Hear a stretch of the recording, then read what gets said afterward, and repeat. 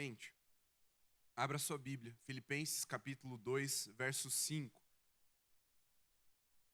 Eu vou pedir que projete esse versículo na versão NAA primeiro, que é a versão que eu costumo usar. E meus irmãos, essa mensagem, ela é muito importante para nós como igreja na nossa caminhada. E apesar de eu não gostar muito de repetir mensagem, essa é uma mensagem que o Senhor tem me instruído a ministrar mais vezes. Não é muito do meu perfil repeti-las. Mas como nós teremos uma caminhada bem intencional nos próximos 2 ou 3 meses, nas pregações, eu preciso que ela venha como um tipo de introdução, fundamento para o que nós vamos conversar. E eu não vou te manter no mistério. Nos próximos meses, nós vamos caminhar na direção de uma compreensão bíblica do que é a libertação na vida do crente. Nós vamos chegar nesse ponto, mas para chegar lá, a gente vai começar hoje falando sobre o custo do discipulado. O que isso significa? À noite, hoje ainda, ministrarei santidade, um direito.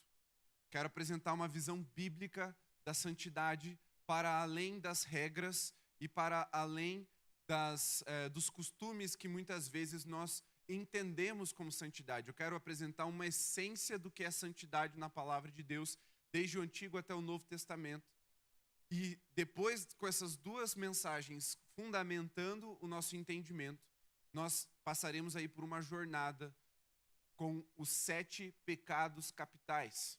São 7 pecados em que eles dão origem a todos os demais pecados. São 7 pecados que foram listados ali pelo século V, pelos pensadores cristãos, como esses que dão origem a outros pecados.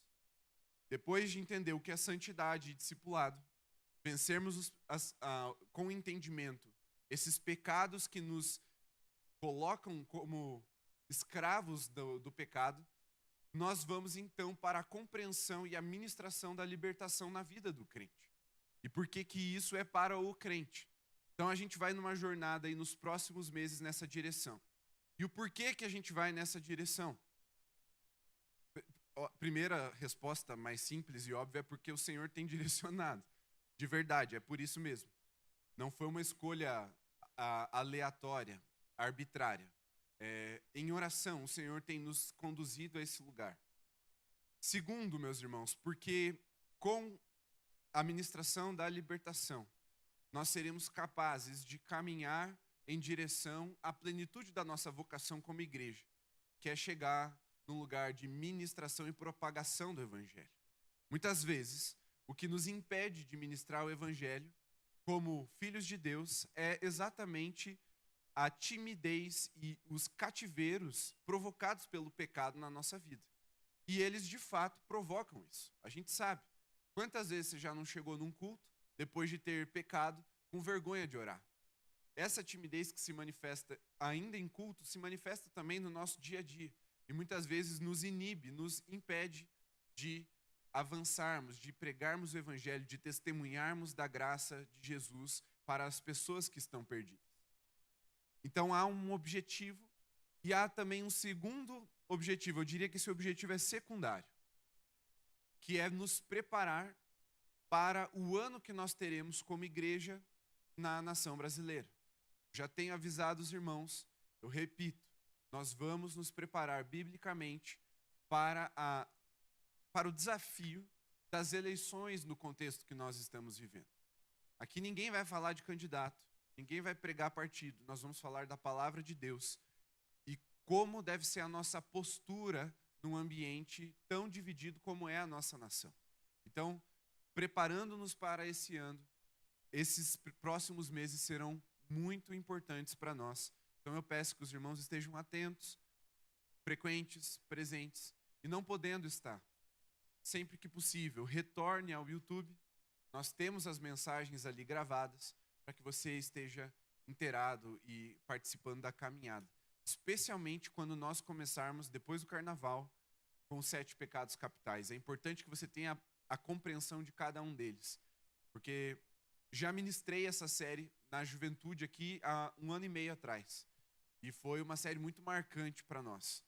Agora eu quero fazer isso com a igreja toda e espero que os irmãos estejam presentes e prontos para esse tempo de ministração. Só para vocês terem uma ideia, em um dos pecados capitais, o da avareza, saiu até um livro. Um jovem nosso escreveu um livro, é um e-book. Depois a gente vende, né, Edu? Mas é um e-book que ele escreveu. Material que eu, inclusive, vou usar para lecionar dentro do assunto. Então, é um assunto profundo, é um assunto pertinente e importante para nós como igreja. Vamos agora ao custo do discipulado. Filipenses capítulo 2, verso 5, está escrito assim, na versão NAA. Tenho entre vocês o mesmo modo de pensar de Cristo Jesus. Amém? Vamos parar por aqui. Agora, nós vamos ler numa outra versão. Coloca a NVI para nós, por favor. Mesmo versículo, versão NVI.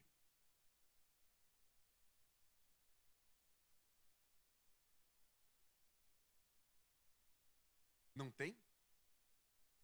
Ah, não está indo. Então eu vou mudar aqui na minha. Por isso que hoje eu vim com o iPad. Está escrito assim: seja a atitude de vocês a mesma de Cristo Jesus. Quem estava com a NVI, só para eu ter uma ideia? Então vocês leram esse texto. Seja a atitude de vocês a mesma de Cristo Jesus. E ainda vamos ler agora a versão NVT.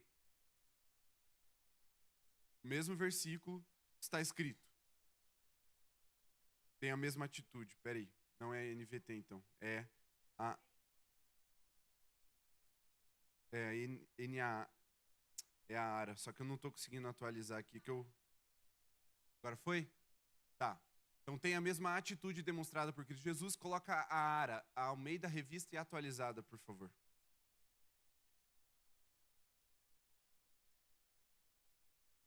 Tá lá? Tende em vós o mesmo sentimento que houve em Cristo Jesus. 3 traduções do mesmo versículo. Vocês perceberam que há uma diferença, que a uma primeira leitura parece substancial. Nós estamos falando de 3 traduções diferentes para a mesma palavra.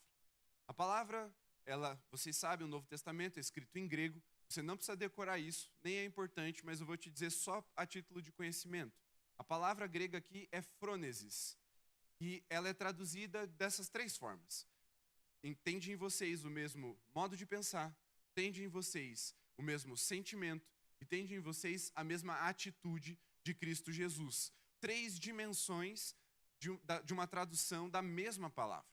E aí você, claro, deve perguntar, mas pastor, qual que é a certa? E eu rapidamente te respondo que as 3 estão certas. Como que isso pode?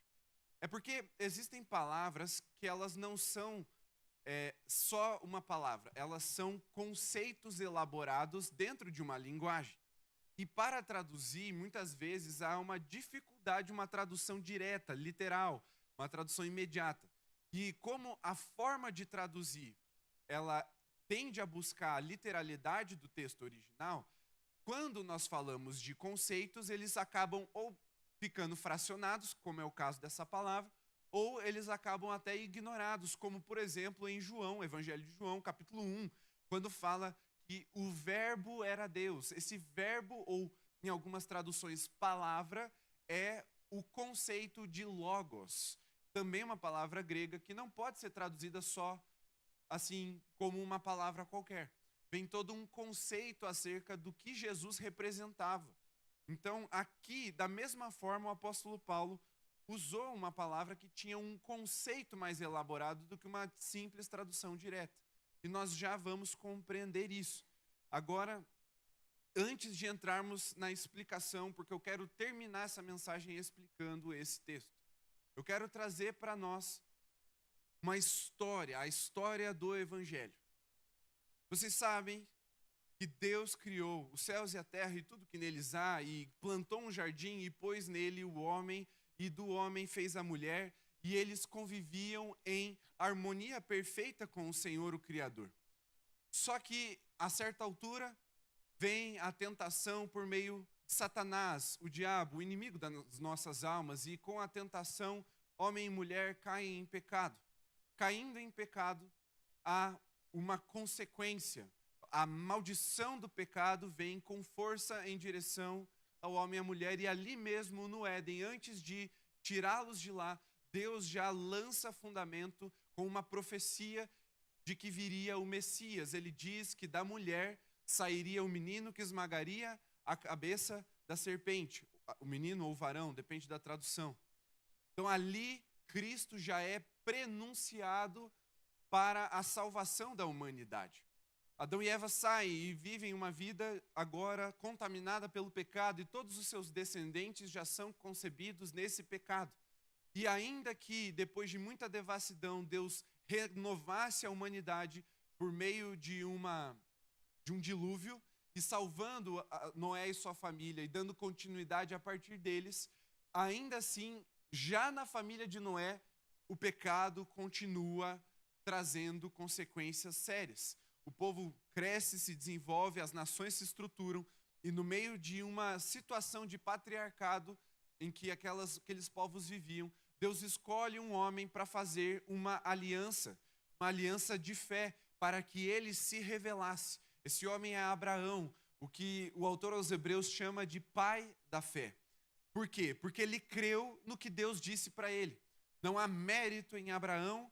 O que a palavra de Deus diz que ele é um exemplo para nós é porque quando Deus falou, ele creu naquilo que Deus disse, uma promessa de que dele seria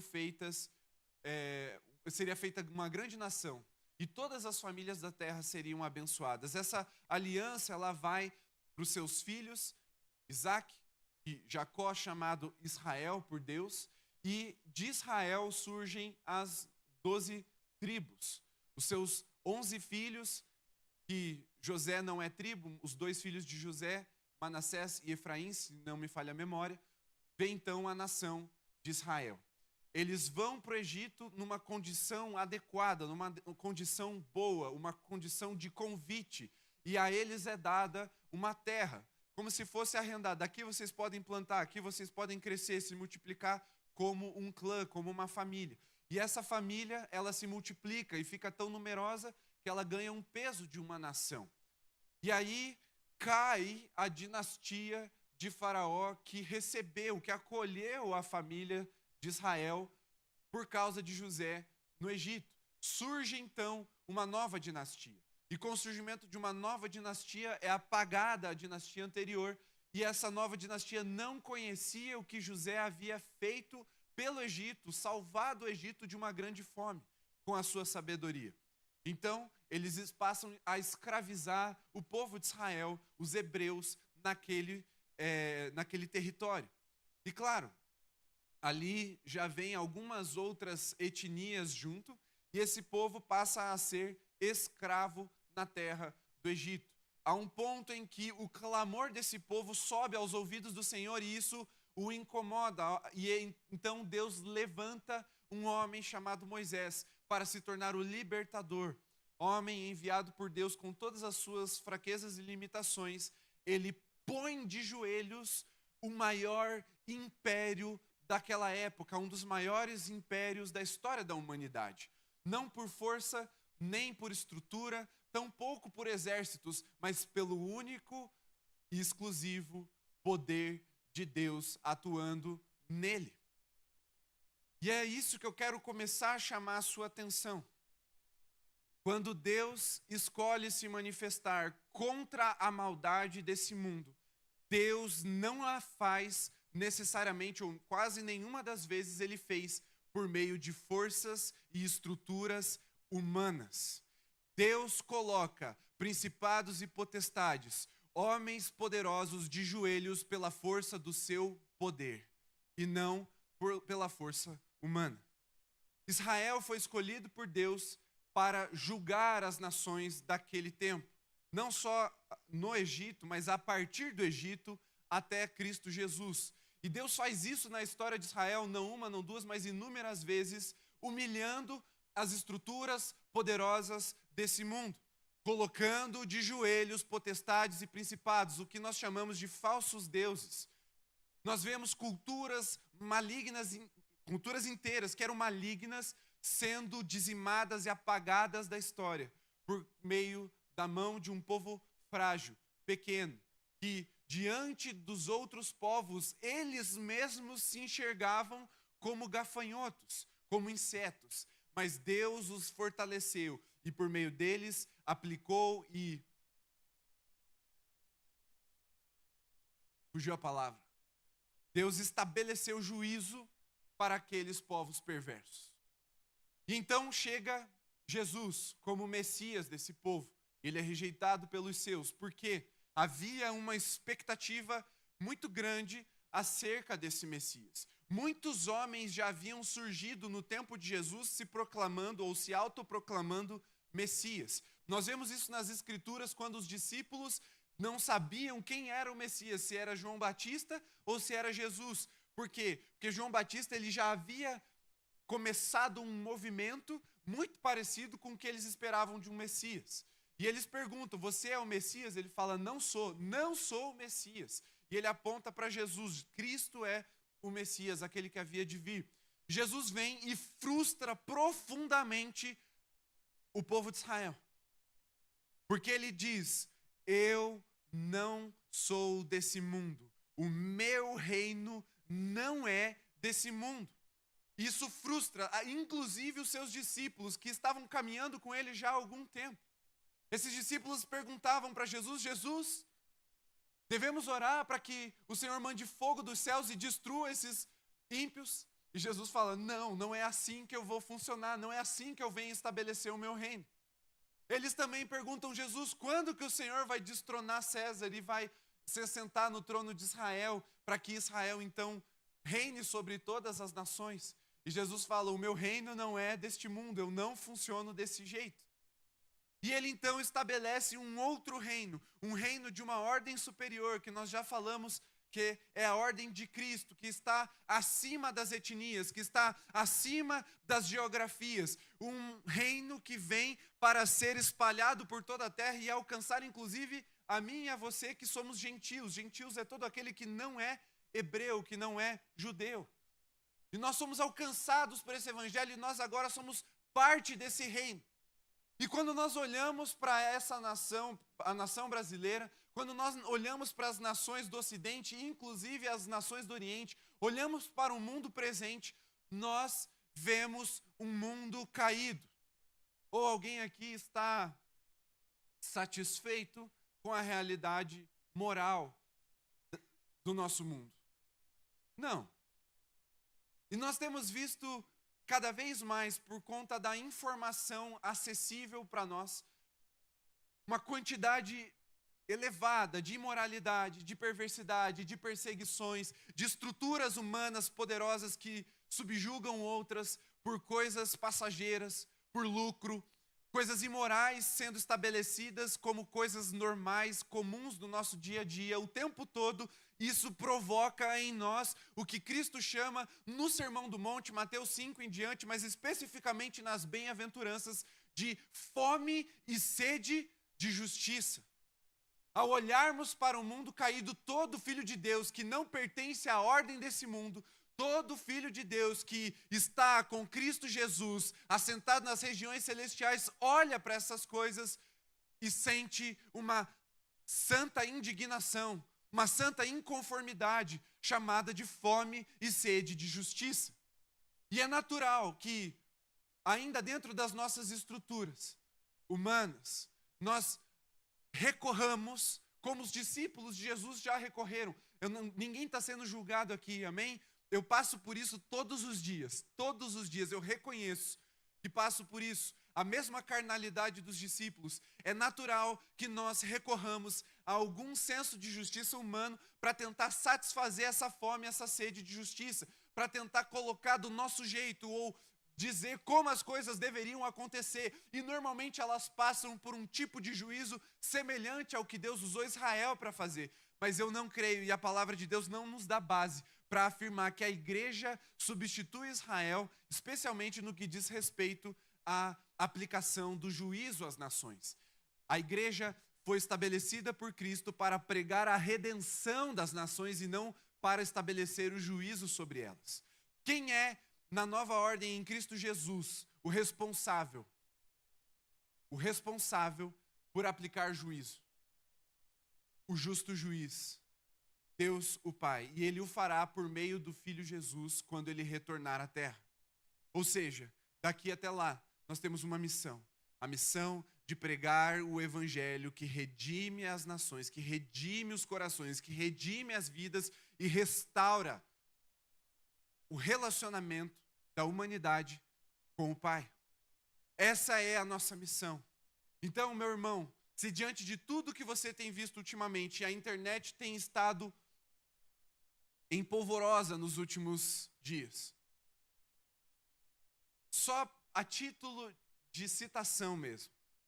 Se você está um pouco por dentro do que tem acontecido no Brasil em relação à corrupção, e se você está por dentro do que tem acontecido, por exemplo, nos Estados Unidos em relação à imoralidade, neopaganismo e tráfico humano, você já se indignou, sim ou não? Sim, a gente se indignou. E a pergunta que talvez você tenha se feito é: qual é o seu papel? Ou qual é o papel da igreja diante de toda essa maldade? Qual é a resposta que Cristo espera de nós diante de tudo isso? Porque eu vi gente desesperada, dizendo: meu Deus, e agora? Nós somos governados por uma elite depravada, neopagã, que comete todo tipo de atrocidade e se considera acima da lei. Eu já disse isso antes e eu faço questão de repetir, meus irmãos. Não, nós somos governados pelo Supremo Governador Jesus Cristo, nosso Rei. Ele é quem governa as nações. Nós não somos governados por esses homens maus. Nós não estamos sujeitos à vontade deles. Nós estamos sujeitos à vontade do nosso Senhor. É Ele quem governa as nações com mão de ferro. Não precisamos temer a força e o poder dos homens e dos sistemas desse mundo.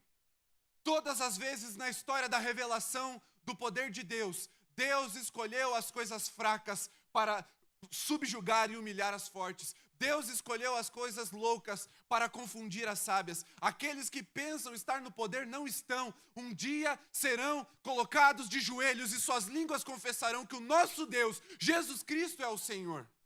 E tudo isso para a glória de Deus Pai. Nós não precisamos temer, mas nós temos sim um papel. Nós temos sim uma missão.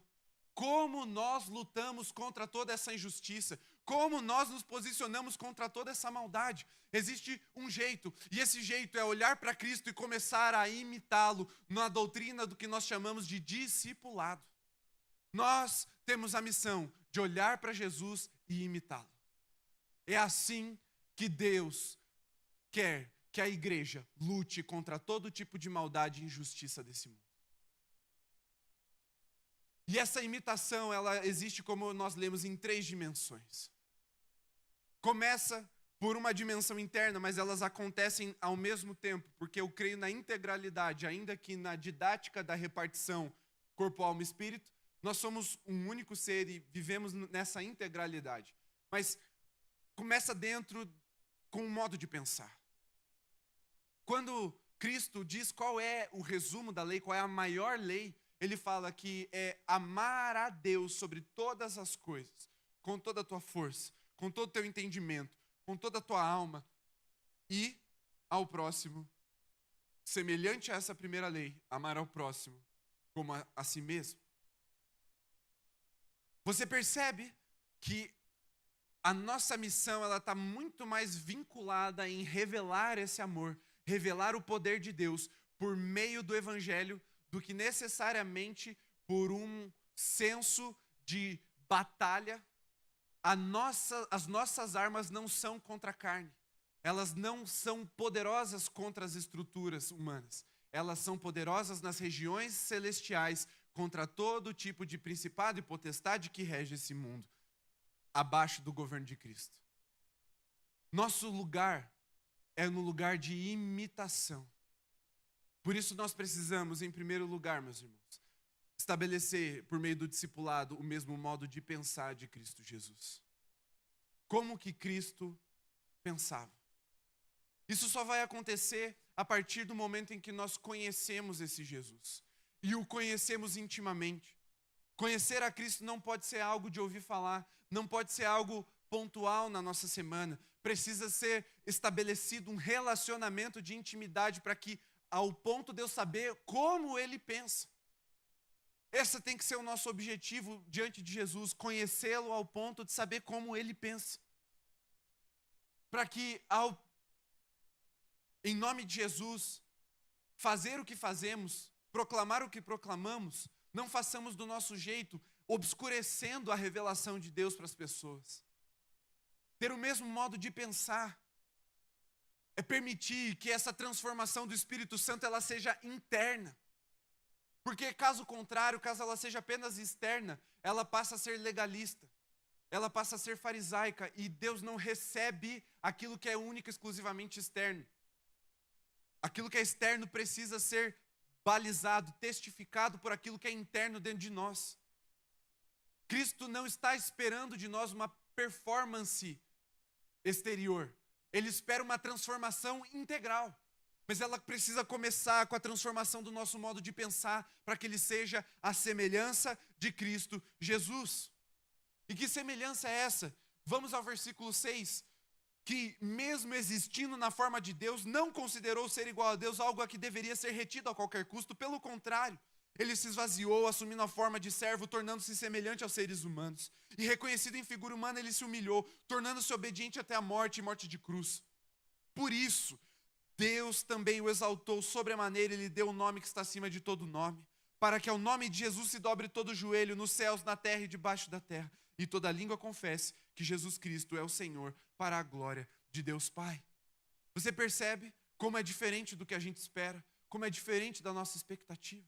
É quando nós nos dobramos, é quando nós servimos, é quando nós revelamos virtude, que o mal passa a ser combatido. Não quando nós revelamos força, mas quando nós revelamos virtude, amor, o oposto daquilo que é pecado.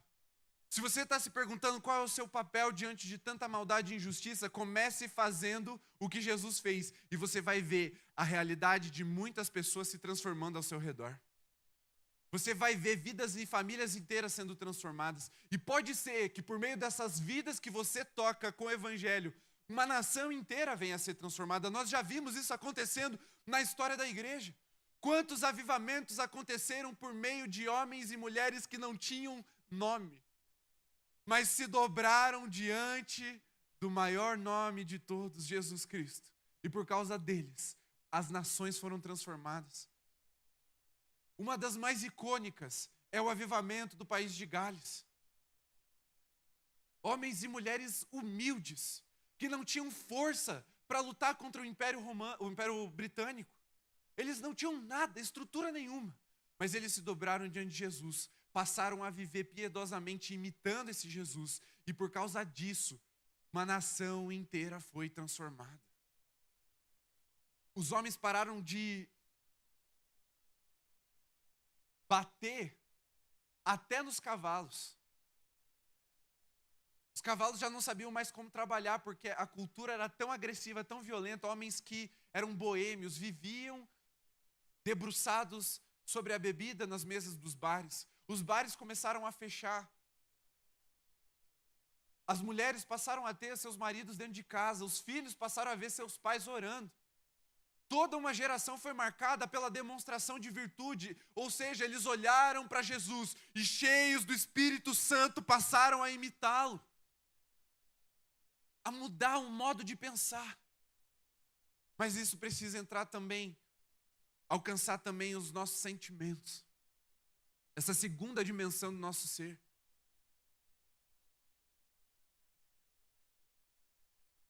O que é que Cristo sentia quando ele olhava para as nações que viviam em pecado? Para os povos vizinhos que eram considerados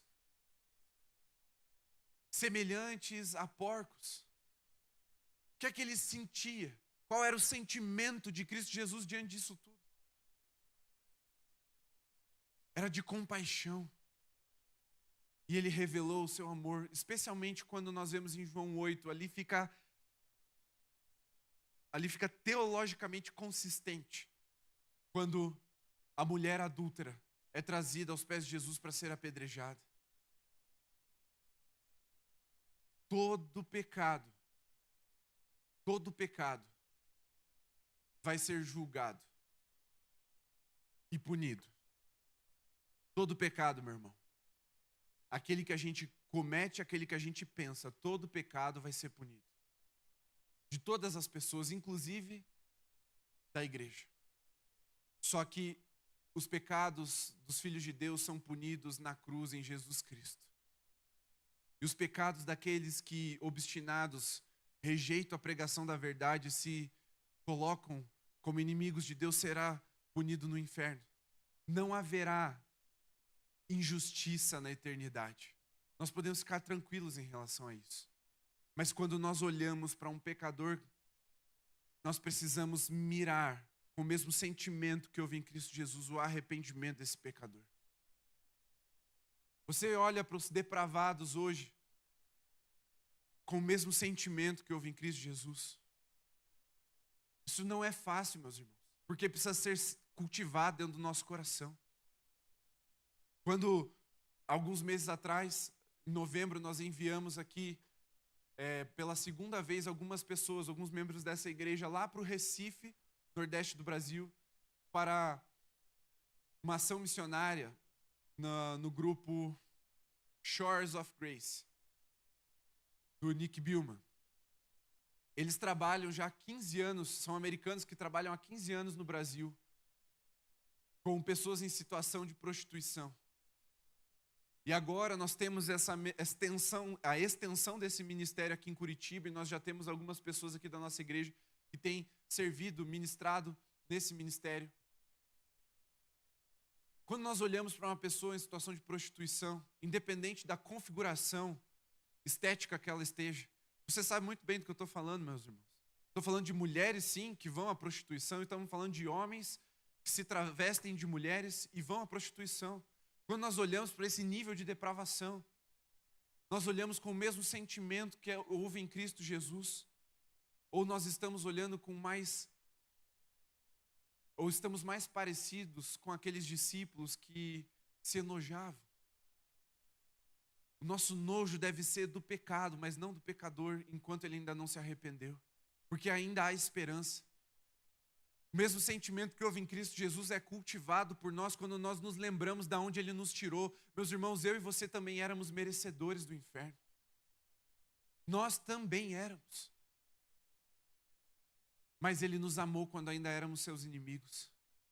Quando nós olhamos para esse mundo caído, para esse mundo depravado, para essas pessoas más, nós precisamos clamar por justiça, que essa justiça, em nome de Jesus, seja feita pelo arrependimento dos pecados. Mas uma coisa com que nós não precisamos nos preocupar é se eles vão pagar pelo que eles fizeram.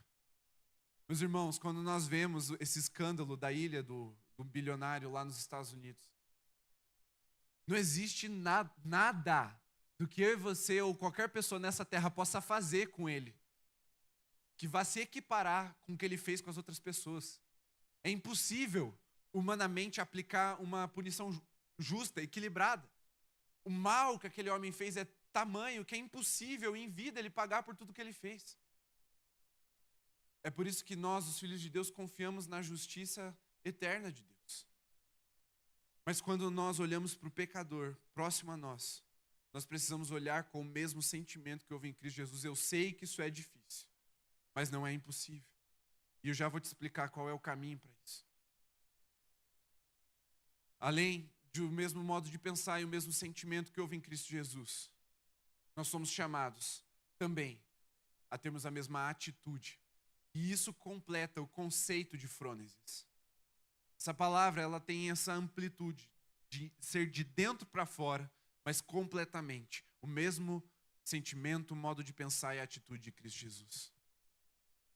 Quando nós olhamos para Jesus, ele pensava de uma forma, ele sentia de uma forma, mas ele também agia de uma certa forma. Como nós temos agido? Essa é a melhor resposta que você pode dar para a maldade. É agir como Jesus. é abandonar a vida de pecado. É deixar de lado a sua própria maldade e passar a revelar a bondade de Jesus, imitando Ele. Quando nós olhamos para Jesus e temos o mesmo modo de pensar, o mesmo sentimento e a mesma atitude, o mal está sendo vencido. É assim que nós lutamos as nossas guerras. Em oração, com a palavra de Deus e imitando a Jesus. A doutrina do discipulado é o poder de Deus por meio da igreja para derrotar os principados e potestades desse mundo. Ai, mas pastor, mas nem todo mundo, nem todo mundo. Alguns ficarão à mercê da justiça de Deus. Mas aqueles que podem ser alcançados para a glorificação do nome de Jesus, eles serão alcançados pelo Evangelho, e nós somos a igreja comissionada a pregar esse Evangelho em todas as nações, mas começa ao nosso redor. Começa com um posicionamento. Meu irmão, toda vez que um homem agressor, que castiga sua própria família com a sua violência, ele se arrepende e ele se transforma num homem virtuoso, o reino de Deus está avançando. Toda vez que uma prostituta é retirada da situação de rua, ela volta para a casa dos pais, ela abandona a sua vida de pecado e ela declara: eu quero viver uma vida para Jesus agora. O reino de Deus está avançando e o inferno está recuando. E isso não é anedótico, aliás, é anedótico, mas não é uma anedota. Nós vivemos isso nesse final de ano. A Carol já testemunhou, mandou inclusive lá no grupo da nossa igreja, testemunhou aqui num culto de domingo à noite.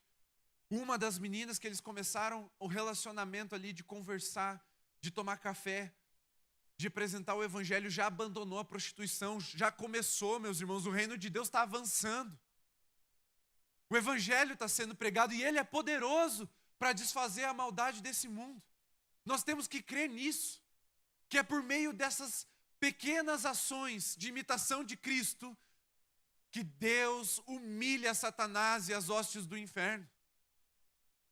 Deus está agindo nessa terra. Há esperança para a nossa nação, mas começa com uma igreja posicionada, olhando para Jesus e imitando Ele no modo de pensar, no sentimento e na sua atitude. Lembra, não pode ser só externo, porque senão é legalista. Precisa ser de verdade, precisa haver uma testificação do Espírito no seu coração. Mas pastor, como que a gente faz tudo isso se eu não sou igual a Jesus? Se eu sou fraco, sou falho, se eu peco?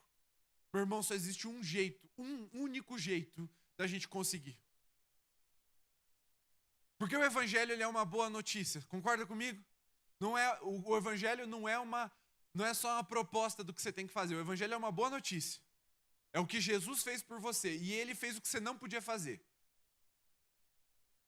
Ele viveu uma vida de santidade, ele morreu sem pecado numa cruz, e ele ressuscitou. E o mesmo Espírito que ressuscitou o Cristo dos mortos está sobre a igreja. Esse mesmo Espírito que ressuscitou Jesus dos mortos, ele está na sua vida e na minha vida. Para quê? Para nos auxiliar em uma vida de santidade. Você quer protestar contra a maldade do mundo como igreja de Cristo? Proponha-se a uma vida de santidade, uma vida de imitação de Jesus. Abandonar os seus pecados. Abandonar a sua maldade, as suas perversidades. Eu não acredito em quem se diz indignado com a corrupção, mas que fere sua própria família. Eu não acredito nessa pessoa. Eu acredito em quem, olhando para Jesus, começa e crê no poder do Evangelho, e vive no Evangelho, e se propõe a uma vida de santidade, que é a consequência de um discipulado, de olhar para Jesus e imitá-lo. Eu digo isso, meus irmãos, porque a igreja sempre vai viver nessa tensão. E nós não somos alheios a essa tensão. O mundo é mau, mas o nosso reino é bom. O espírito dessa era é mau, mas nós temos o Espírito Santo que é bom. Nós vamos sempre viver nessa tensão, nessa colisão constante.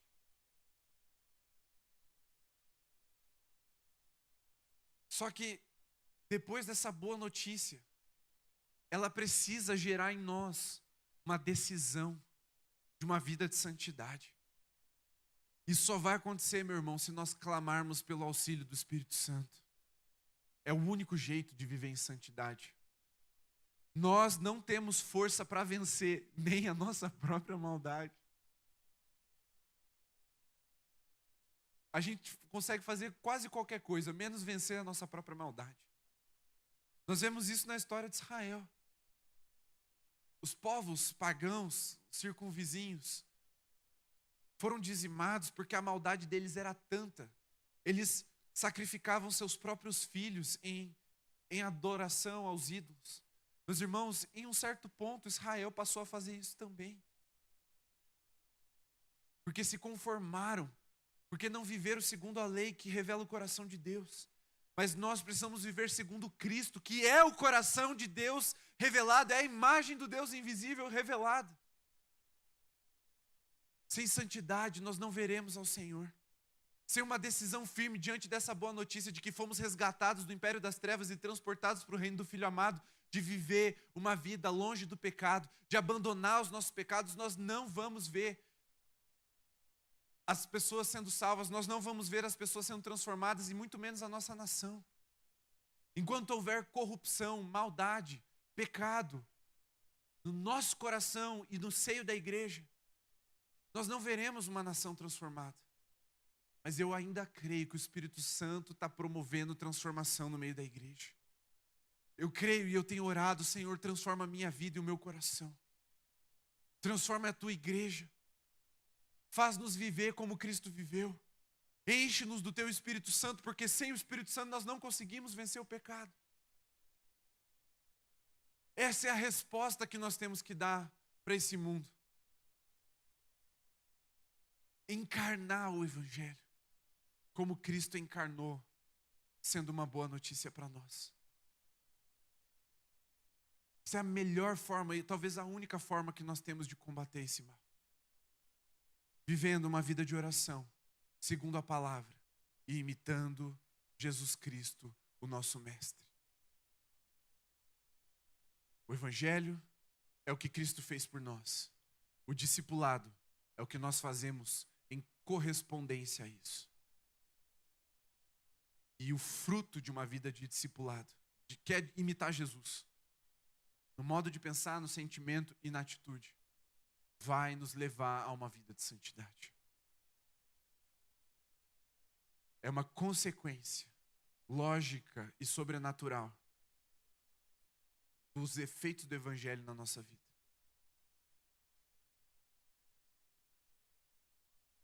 Por isso que hoje à noite eu vou continuar nessa linha com um sermão que eu já ministrei, Santidade, um Direito.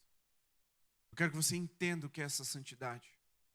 Porque talvez você carrega alguns conceitos muito deturpados do que é santidade. Normalmente, santidade é confundida com legalismo. Mas a gente vai entender que não é isso. Mas por essa manhã, para finalizar esse sermão, meus irmãos, a oração é: Senhor, forma Cristo em mim. Me enche do teu Espírito Santo para que eu seja habilitado para imitá-lo no modo de pensar, no sentimento e na atitude. E aí eu tenho certeza, meus irmãos, que a sua indignação, que a sua fome, sua sede de justiça vão ser, como está escrito em Mateus 5. Você vai se saciar quando você vê o pecador se arrependendo. Você vai se saciar quando você vê famílias sendo transformadas. Você vai se saciar quando você vê realidades inteiras sendo mudadas. Por quê? Porque o Evangelho é poderoso para transformar as nações. O Evangelho é poderoso para salvar os perdidos. O Evangelho é poderoso para destruir as obras do maligno nessa terra. Não é por outra via, não é por outra forma. Meus irmãos, não é por direita ou esquerda, acredite em mim. Não tem gente boa no sistema, não existem sistemas santos nessa terra. Você pode dizer, mas esse é melhor do que o outro. Tá tudo bem. Eu acredito que um é melhor do que o outro também. Eu acredito. Mas ainda assim é do mal, porque é dessa terra, é do jeito humano de se fazer e é dominado pela forma diabólica dessa terra. O jeito da igreja transformar a nação é por meio da pregação do evangelho e por meio de um testemunho fiel de que Jesus Cristo é o nosso Senhor. Você pode ficar em pé? E, meu irmão, eu quero chamar aqueles que vão servir a ceia. E eu quero que você fique em pé nesse instante enquanto nós vamos servi-la. Porque nós ministramos a ceia em memória de Cristo Jesus até que Ele venha. Ele ainda não veio. E Ele fez algo por nós. E no símbolo dessa ceia, meu irmão, eu quero te convidar nessa manhã a repensar a sua aliança com Jesus. O que Ele fez por você. Sim. Como Ele te perdoou e te perdoa, meu irmão. Deixa eu te dizer, Ele te perdoa. Ele está hoje de braços abertos. Podem servir, por favor. Ele está hoje de braços abertos, te esperando se você está vivendo distante dele. Ele é cheio de compaixão e de graça. Mas, meu irmão, eu quero te desafiar a na beleza da ceia, você também colocar o seu coração como uma resposta ao sacrifício de Jesus nessa manhã. Será que Jesus tem contado comigo e com você para ser uma resposta para toda a maldade desse mundo? Ou o nosso discipulado ele tem sido só para ganho pessoal, para eu me sentir melhor, para eu me sentir mais seguro de que quando eu morrer eu vou para o céu? Meu irmão, Cristo quer usar a minha e a sua vida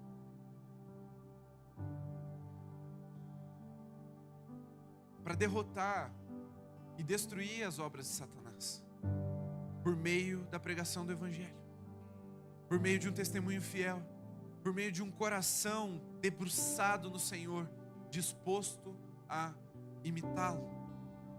E a pergunta que os irmãos que já foram servidos, eu gostaria que vocês fechassem os olhos e se fizessem agora: qual é a disposição do seu coração?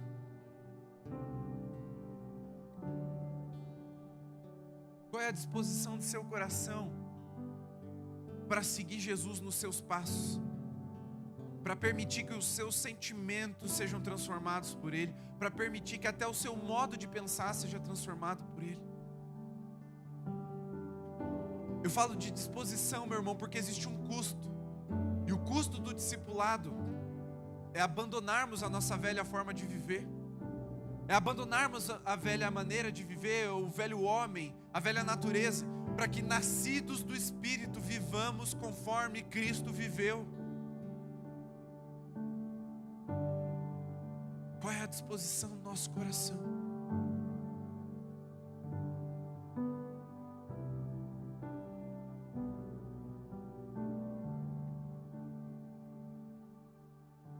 Qual é a disposição do nosso coração de custearmos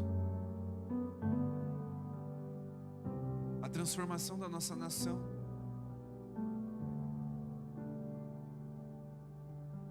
Só discípulos fazem discípulos. O Evangelho não é um conselho. O Evangelho não é uma sugestão. O Evangelho não é uma política de transformação social. O Evangelho é o poder de Deus para a salvação dos perdidos. Salvação é o que a nossa nação precisa. Porque o problema é o pecado. E só existe uma resposta redentora para o pecado: o sangue precioso de Jesus, o nosso Senhor. Não existe outra. Não existe outra resposta redentora para o pecado. Só o sangue de Jesus. Todos foram servidos, meus irmãos? Alguém não recebeu os elementos? Guarde um instante, você pode, se quiser, abrir.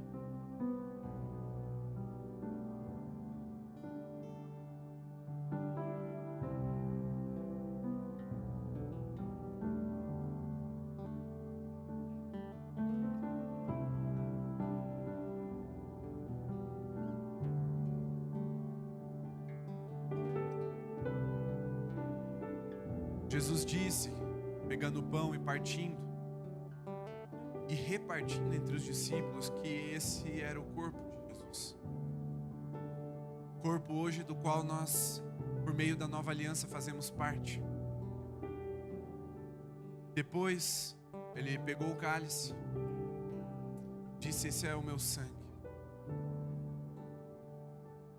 Comam e bebam, façam isso em memória de Jesus.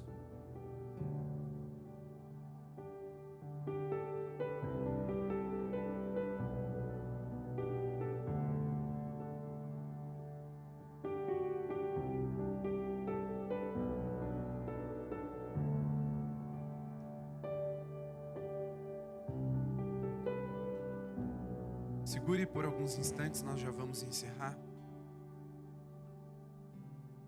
Senhor Jesus,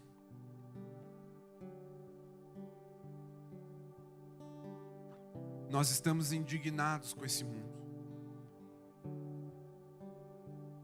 Há um clamor no nosso coração contra todo tipo de maldade que temos tido acesso, a corrupção da nossa nação, a perversidade e o lamaçal do pecado de outras nações que tanto nos influenciam, perseguições e opressões ao redor do mundo. Senhor, quando nós olhamos para tudo isso, toda a esperança humana se vai, porque não há um homem justo sequer. Mas nós decidimos olhar para o Senhor e encontrar no Senhor toda a nossa justiça, sabendo que em Ti nós seremos saciados, porque o Senhor é o justo juiz. O Senhor é quem retornará para julgar as nações. O Senhor é aquele que não pode perder. O Senhor é aquele em quem habita toda a plenitude de santidade e que não há pecado algum. O Senhor é a satisfação do nosso coração, porque saciamos a nossa fome e a nossa sede de justiça no Senhor. Pai, ensina-nos a viver segundo o Filho Jesus Cristo. Derrama o Teu Espírito sobre nós e enche-nos de Ti mais uma vez, para que, habilitados pelo Teu Espírito, tenhamos o mesmo modo de pensar de Cristo Jesus, tenhamos o mesmo sentimento que houve em Cristo Jesus, e tenhamos a mesma atitude que Cristo Jesus, revelando quem o Senhor é, pregando o Evangelho com um testemunho fiel e com palavras verdadeiras, Senhor, de que há uma esperança para o homem perdido. E nessa aliança que o Senhor fez conosco, nós nos agarramos, nós nos seguramos com força, porque temos falhado, mas o Senhor é bom, o Senhor é cheio de graça e de misericórdia, tem nos perdoado, tem nos transformado, tem nos feito filhos melhores a cada encontro com o Senhor, e pedimos: Senhor, continua a obra de santificação em nós, continua essa obra em nós, purifica os nossos corações, Senhor, de todo sentimento carnal, purifica a nossa mente de toda estrutura de pensamento infernal, purifica as nossas ações, Senhor, para que elas revelem a Tua glória, para que sejamos filhos de Deus, não só nominais, mas revelacionais, que as pessoas, ao olharem para nós, sejam renovadas em sua esperança, de que há um Deus verdadeiro, um Deus justo e fiel, um Deus cheio de graça e compaixão, um Deus justo, um Deus que transforma e que é poderoso para fazer infinitamente mais do que pedimos ou pensamos. Senhor, nessa manhã, clamamos que o sangue da Tua aliança seja mais uma vez derramado sobre nós, nos libertando de todo pecado, Senhor, nos ajuda a viver longe do pecado. Queremos te agradar. Queremos fazer a tua vontade. Em nome de Jesus.